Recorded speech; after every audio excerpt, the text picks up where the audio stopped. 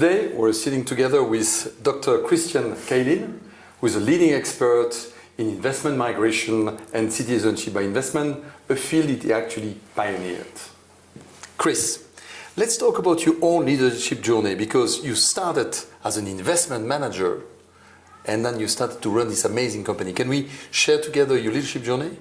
Well, yeah, I'm still an investment manager. I still have the same firm managing money, but I followed several passions in my life at different times. And what is publicly well known is this journey with Henley Partners. That, you know, obviously I grew to a company that is now a very special position globally in this very particular field that is growing rapidly. So. Yeah, there is a lot of lessons to learn, but the most important one is that I think always you need to follow your passion, and that's the big passion for me. So. I can think of a country I traveled to in YPO where the subject of second citizenship, wealth migration, challenges of countries hasn't come up to a forum, a chapter. It's a big topic in YPO. So let's talk about the 2023 trends in citizenships and movements and what's up. Yeah, it is very true. It's not just in YPO that you see this phenomenon. Everywhere we go, we see a lot of interest in this, and you see globally. You know, we publish some of reports. There are others. You can clearly see globally that you know, wealth is on the move.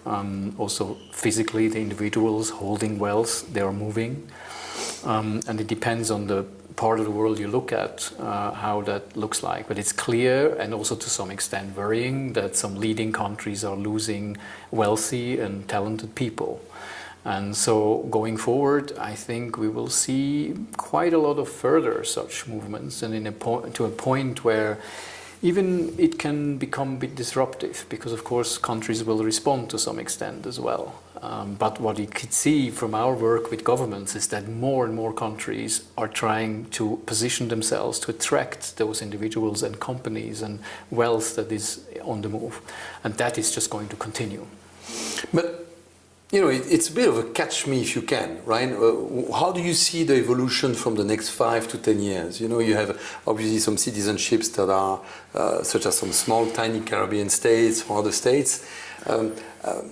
Aren't those investments somehow made devaluate in time because the door are closing on visa, and it's harder and harder to get value out of some of those citizenships? There may, for some people, I mean, for let's say a South African, it's very clear that they need to have a plan B and more mobility options, because the South African citizenship is just difficult. You know, actually, first of all, you don't know where, let's say, South Africa is heading. You don't know whether in 5 years you can still live there. You hope so, but you don't know. You have to have a plan B if you can. And also on your passport from South Africa, you cannot travel very much without a visa, so it's a nuisance. And indeed, for such people, and for a lot of people, that's an issue. How well do alternative residence or citizenship give you access and continue to give access in the future? However, particularly this whole COVID pandemic, or let's say the measures taken as a result, basically all borders closed at some point. Very restrictive measures in many countries, even Western democratic states have implemented measures which were unthinkable before. That has opened the eyes of a lot of people that, you know, now we're talking to Italian families that before, if I were talking to them about, I don't know, maybe you should get an antique and citizenship, you know, say, well, what do I need that for? Now, it's maybe not such a bad idea to have that. And now we have, particularly from a European perspective, you have a war in Europe. So there's another dimension where I say, well, you know, it's probably not a bad idea for me to have maybe a residence in Dubai, maybe a citizenship in the Caribbean, maybe something in Australia, because you just don't know where the world is going.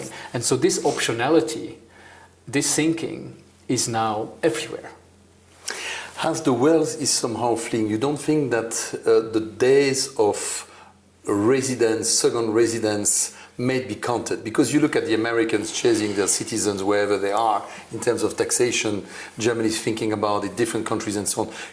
It's going to be based on citizenship rather than residence. When do you see that happening? Yes, I mean, first of all, the US is rather unique in that, okay? And for other countries to follow that, it takes a lot.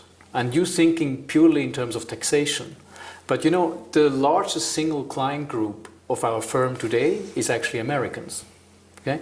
And they don't get alternative citizenship because of taxation, because they have no benefit unless they give up US citizenship, which almost none of them do. There are a few high-profile cases, but most of Americans, they get alternative residence and citizenship not because of taxation at all, but because of the security aspect, personal security, mobility, access. During this COVID pandemic, if you were not citizen of many different countries, you could not travel anymore at all.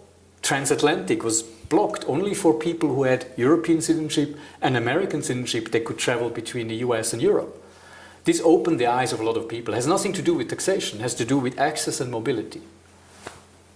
A very large number of our members, not just from South Asia and Southeast Asia, other countries, even coming now in Europe, are going for the fast-track golden visa that has been proposed to wipe Europe. What do you think about that product? In Dubai? Or... Yes, in Dubai. Yeah, I think Dubai is doing, or UAE is doing many things right to attract the right kind of people. I mean, they have had a strategy for some time to attract various sectors, individuals, and so on. And with this latest opening with golden visas and these kind of offerings, I think it is an excellent move. That's actually what we would suggest to countries to do if you want to attract this kind of people. And I see a great future for countries like the UAE and Dubai. I think they do a lot of things right and they're in the right direction. And they will continue to do that, I think. Chris, thank you very much. I just, obviously we are in Davos, and it's also important for us to have the bigger question together. What is the most pressing global issue that you believe needs to be addressed this year at Davos in 2023? Well, unfortunately, the world has a number of pressing issues right now. But to circle back to what we talked to before, what I see also besides this COVID, I think this war that we now have in Europe, this conflict between Ukraine and Russia with obviously, multiple international involvements is very dangerous, no question. And it's particularly dangerous for Europe, but also globally. And I think that's the most pressing issue right now to somehow solve this conflict. That I would say it's, to me, very clear. And by the way, I deeply second that. We need peace with Ukraine, for sure, to return to a good stability. Yeah, absolutely. But in the meantime, I think it's very important to get a second citizenship. I fully agree. Thank you, Chris. Thank you for being with us in Davos. Thank you very much.